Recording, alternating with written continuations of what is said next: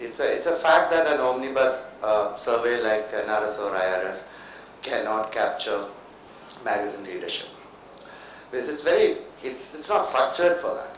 You know, from a tiny Bhaskar on one end to say like a Vogue or a GQ on the other end, you know, there can never be a single research which can actually do justice. So what the whole thing which the trap we all always falling into is of reach. Right? It's somebody else's battleground, you know, which we are going and fighting. Magazines, each medium is different. You know, each medium would have its own positives. And we, while selling magazines, have never, ever in a big way looked at the positive aspects of magazines. We always fall into the trap of planners and talking about watch your readership, how much you deliver.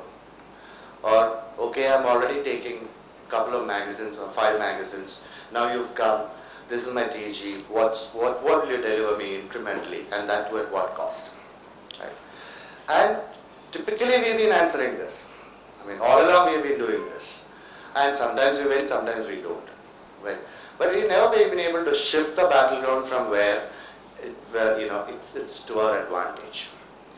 That's what the survey is you know, attempted to do. And you know, it's a couple of things I present, and at each point of time we may come back to the main point, which is always this, the need to change conversation. Right? Today, the conversation is reach. Now, I mean, let's look at what is happening. Every 3 months, people say magazines are dropping. Okay, quarterly. Now, I do not know, you know, led by the TRP kind of a syndrome, from annual, then half yearly, now the readership surveys are quarterly. It really doesn't make any sense because reading habits don't change that fast.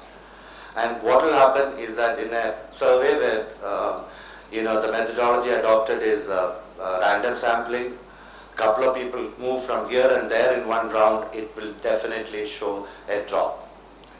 And then it's always used against us that, okay, magazines are dropping. Look at the number of magazine groups which have come in the last 5 years or 6 years. Are they saying there's no building? Which media segment had the maximum launches in the last 10 years? It's magazines. Newspapers may have had, I mean, of course they've had new editions getting launched, and very few titles would have got launched. That's not the case with magazines. And if you look at many of them, the readership is shifting. I mean, people are now wanting to read more and more specialty magazines. Their likes are different, I mean, their tastes are different. Right, so there has been a huge shift where the newer magazines which are catering to special interests, they're coming up and sitting with certain definite readership base. Is it getting captured by any of the readership surveys? And there's only one now, it's not getting captured. Now, see, they keep saying about, fragmentation of readership. Right?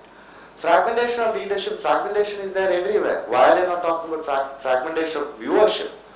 Why are they not talking about listenership? Fragmentation exists across media with more and more, the times are such that, you know, more and more players will come because the interest levels are changing. As long as that's happening, and media will have to cater to it, and more players will come. So it is very natural that there is a fragmentation happening. But why is it that nobody is looking at how finely segmented they are becoming? Today, if you need to target special interest groups, it's become so easy than going into mass magazines. So that's a positive way of, you know, putting that across.